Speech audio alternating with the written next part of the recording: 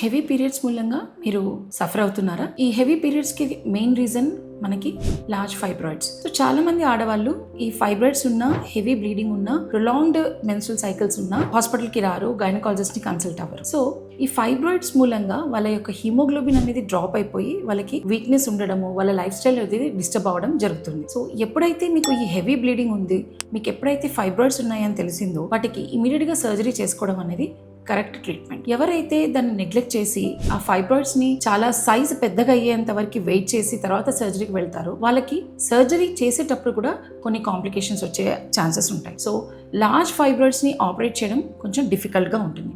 అదే small or moderate size fibroids ని operate చేయడం కొంచెం ఈజీగా ఉంటుంది. అండ్ మనము లాప్రోస్కోపీ లేదా రోబోటిక్ సర్జరీ మనం ఆప్ట్ చేసుకోవచ్చు. అదే లార్జ్ ఫైబ్రాయిడ్స్ అయితే మనం ఓపెన్ సర్జరీకి వెళ్లాల్సి వస్తుంది. Thank you.